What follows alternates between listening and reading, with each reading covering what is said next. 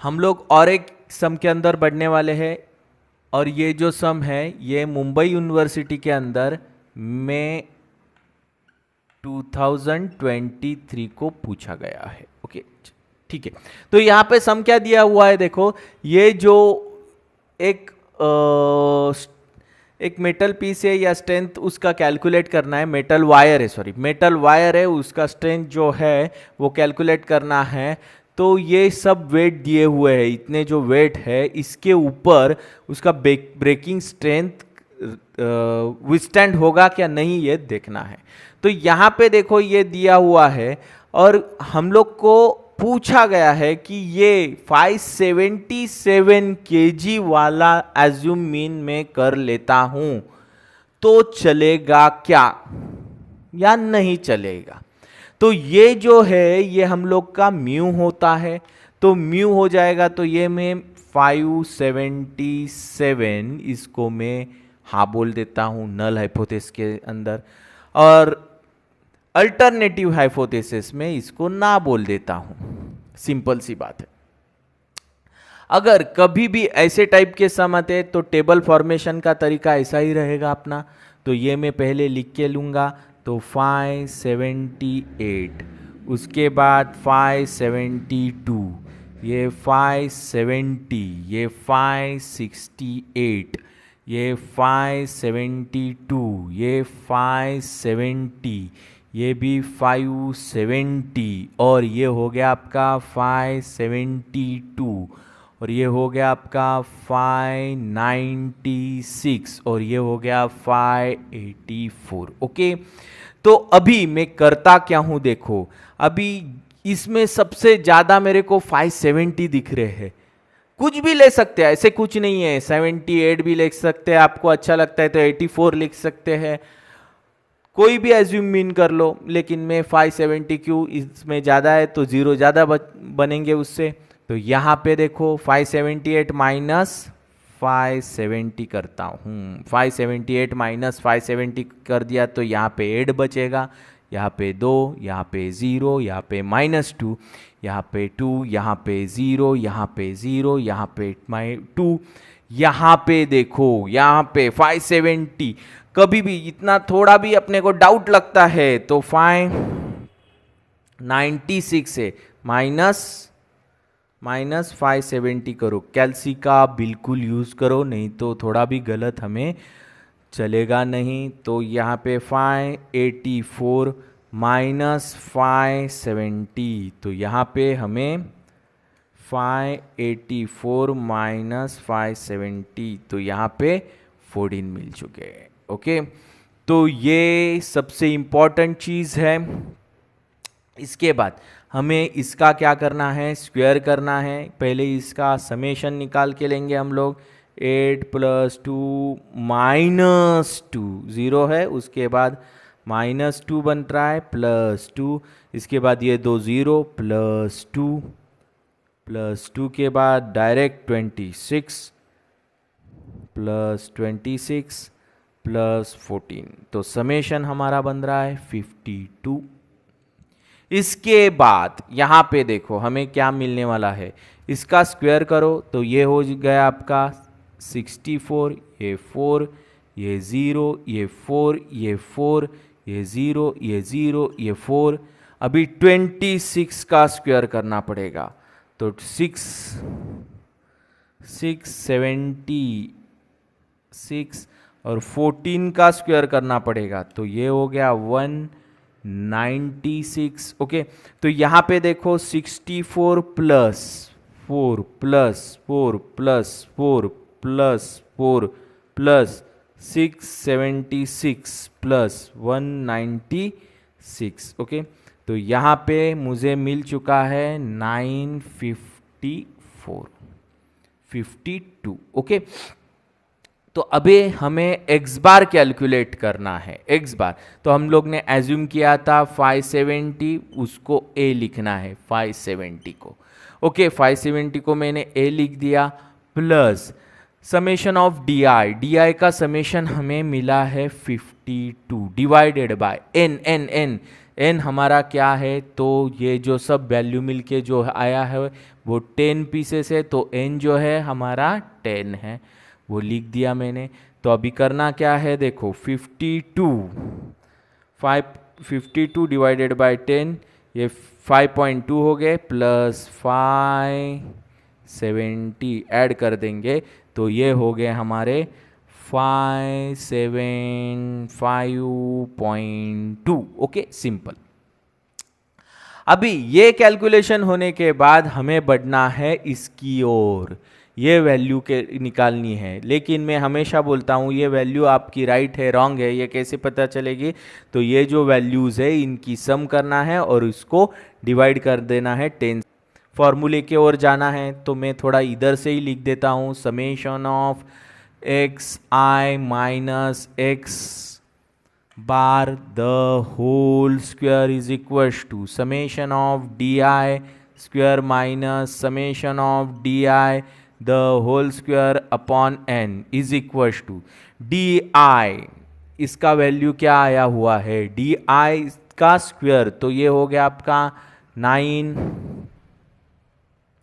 D I का square 952 minus D I इसका लेना है, तो ये हो गया आपका 52 का स्क्वायर करना है, n से डिवाइड करना है।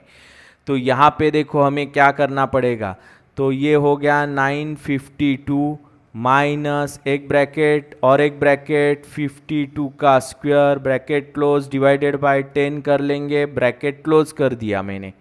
तो आपको यहाँ पे मिलना है 681.6। मिलने के बाद हमें करना क्या है, हमें जाना है किसके पास, एस स्क्वायर के पास। तो S square is nothing but summation of X minus X bar the whole square upon N minus 1, और यहाँ पे आपका वैल्यू क्या आ गया 681.6 upon n minus 1, n minus 1 क्या हो जाएगा 9 माइनस 1 हो गया 9, 10 माइनस 1 हो जाएगा 9। तो यहाँ पे देखो आपको करना क्या है, ये जो वैल्यू है इसको हमें डिवाइड करना है, डिवाइडेड बाय 9 से, तो यहाँ पे 75.73 आ जाएगा, 75.73 आ जाएगा। ओके, तो कभी कभी क्या होता है देखो, यहाँ पे अगर n-1 लेते हैं आप, तो यहाँ पे आपको खाली ये फॉर्मूले के अंदर आपको स्क्वायर रूट के अंदर n लेना है।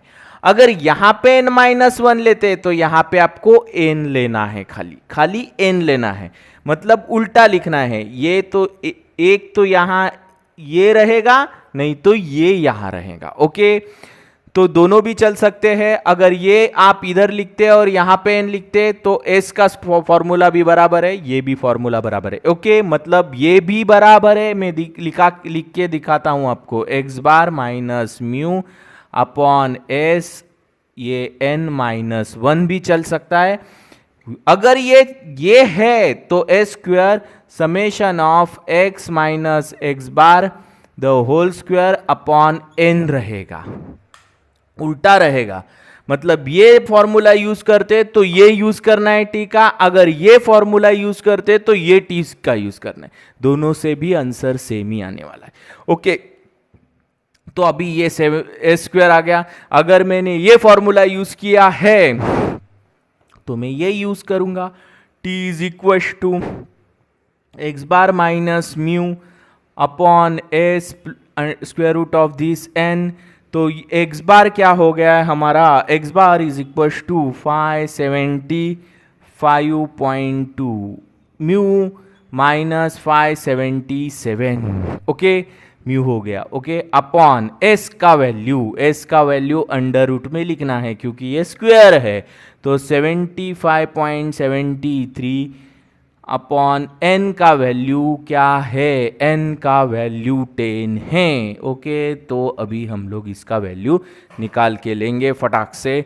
तो यहाँ पे हमें क्या मिलने वाला है, 575.2 minus 577 divided by into bracket square root of 75.73 divided by square root of 10 bracket closed, answer आ गया। तो आंसर हमारा इस time t is equal to negative में आंसर आ रहा है। तो ये हमेशा क्या आता है मॉड्यूलस में, तो हमें आंसर लिखते वक्त 0.65 क्या लिखना है मॉड्यूलस में, तो पॉजिटिव ही लिखना है। ओके, तो ये 0.65 हमें मिल चुका है। अभी ये मिलने के बाद लेवल ऑफ सिग्निफिकेंस दिया है क्या ये प्रॉब्लम में? नहीं दिया है। अल्फा इज इक्वल टू 5%, तो अल्फा इज इक्वल टू 0.05 हो गया। अभी हमें करना क्या करना है, देखो डिग्री ऑफ फ्रीडम कैलकुलेट करना है। इसको म्यू बोलते हैं। n is equal to n-1, n हमारा क्या है 10-1 इज इक्वल टू 9। तो टी अल्फा निकालना है, तो टी अल्फा टेबल अपने पास रहेगा, मिलेगा आपको टेबल। तो यहाँ पे थोड़ा वैल्यू निकालते वक्त टी डिस्ट्रीब्यूशन देखना है। टी डिस्ट्रीब्यूशन के अंदर एन जो है हमारा 9 आया हुआ है, तो 9 की ओर बढ़ना है। ये 9 का वैल्यू है, 9 के अंदर 0.05 देखो 9 के अंदर, तो ये वैल्यू आपको दिखेगी कितना है 2.262। तो ये वैल्यू आपको मिल चुकी है 2.262।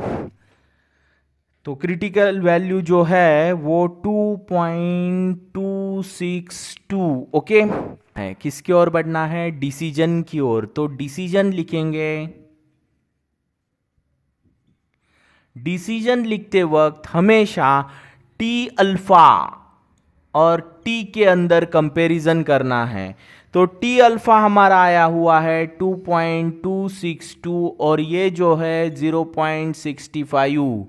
मतलब कौन छोटा कौन बड़ा, ये वैल्यू बढ़ गई, ये छोटी रह गई। मतलब क्या है, मैं इसके पहले भी आपको एग्जांपल दे चुका हूं कि ब्रिज का एग्जांपल दिया था। 12 टन का लोड लेके जाने वाला ट्रक है और गवर्नमेंट ने 12 टन का लोड लेके जाने वाले ट्रक को अलाउ नहीं किया है, तो वो उसके ऊपर से नहीं लेके जा सकता है। 9 टन 10 टन वाले ट्रक्स जा सकते हैं वो ब्रिज के ऊपर से। वैसे ही इसके अंदर देखो जो क्रिटिकल वैल्यू का जो टेबल है उसके अंदर से हम लोग को ये वैल्यू बड़ा मिला है और हम लोग का टेस्ट स्टैटिस्टिक्स से जो वैल्यू मिला है वो छोटा मिला है, मतलब अंदर है उसके। तो हम लोग का जो ये नल हाइपोथेसिस है वो एक्सेप्ट हो जाएगा। तो यहां पे देखो हम लोग क्या लिखेंगे, सबसे इंपॉर्टेंट चीज द टेबल वैल्यू। तो हमें लिखना है table value is more than कौन से वैल्यू से? Calculated value of T. Okay, तो यहां पे तो ये बड़ा मिल चुका है, ऐसा लिखा तो भी चलेगा। इसके बाद नल हाइपोथेसिस